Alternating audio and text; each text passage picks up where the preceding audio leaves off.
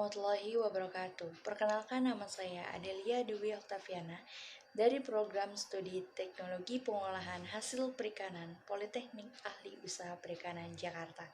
Di sini saya akan menjelaskan tentang materi radiasi, di mana pada materi radiasi ini terbagi menjadi 3 bab, yaitu yang pertama pendahuluan, kedua pembahasan, dan yang ketiga kesimpulan.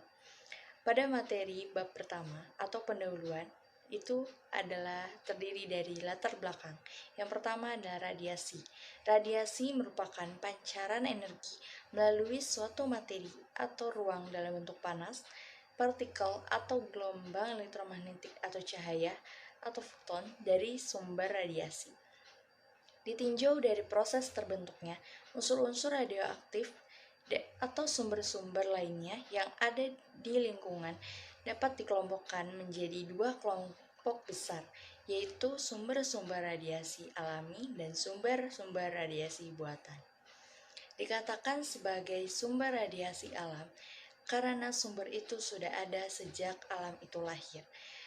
Di samping sumber-sumber radiasi alam, dikenal juga dengan adanya sumber-sumber radiasi buatan, yaitu sumber-sumber radiasi yang proses terbentuknya dan melibatkan intervensi manusia, baik sumber radiasi tersebut sengaja dibuat untuk maksud-maksud tertentu atau merupakan hasil samping dari pemanfaatan teknologi nuklir oleh umat manusia.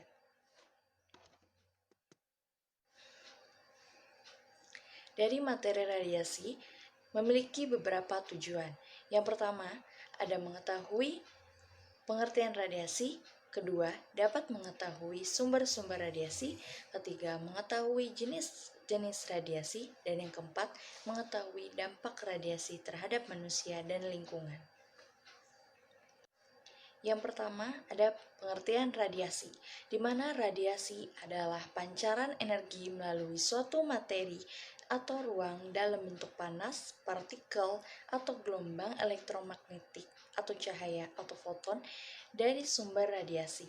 Radiasi dalam bentuk gelombang elektromagnetik atau disebut juga dengan foton adalah jenis radiasi yang tidak mempunyai massa dan muatan listrik.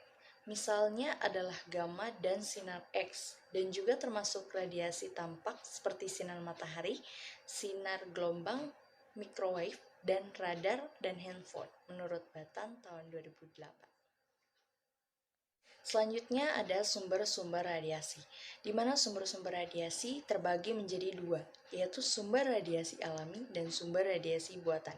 Yang pertama ada sumber radiasi alami, di mana sumber radiasi alami adalah radiasi atau bahan-bahan radioaktif yang sudah ada sejak alam ini lahir dan berperan sebagai sumber radiasi alam.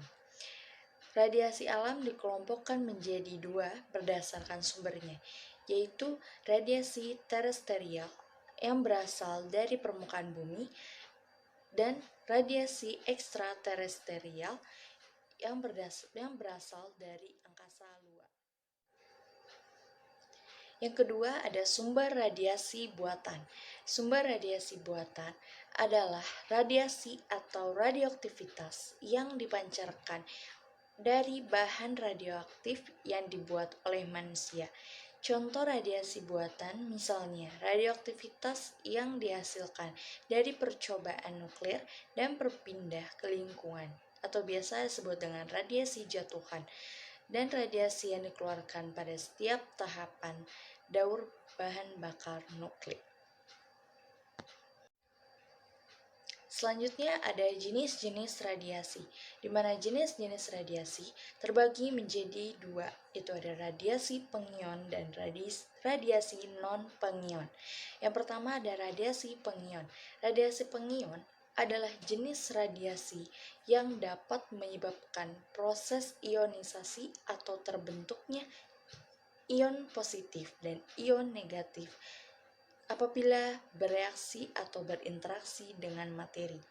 Contoh radiasi pengion adalah partikel alfa, partikel beta, sinar X, dan partikel neutron.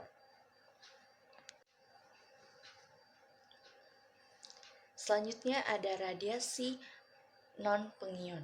Radiasi non-pengion adalah suatu jenis radiasi yang tidak akan menyebabkan efek ionisasi apabila berinteraksi dengan materi, dan biasanya radiasi non-pengion tersebut berada di sekitar kita. Contoh radiasi non-pengion adalah gelombang radio, gelombang mikro, sinar merah, dan juga sinar ultraviolet. Selanjutnya ada dampak radiasi.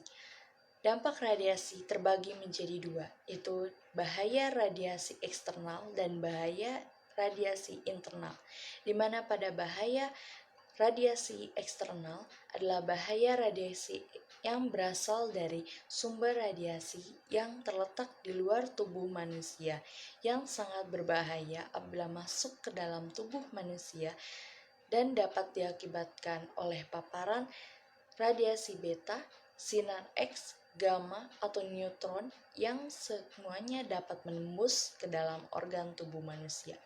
Sedangkan bahaya radiasi internal adalah bahaya radiasi yang unsur radioaktifnya tersebut tidak berbahaya jika hanya berada di luar tubuh, dikarenakan jangkauannya sangat pendek tetapi dapat menjadi berbahaya apabila masuk ke dalam tubuh manusia.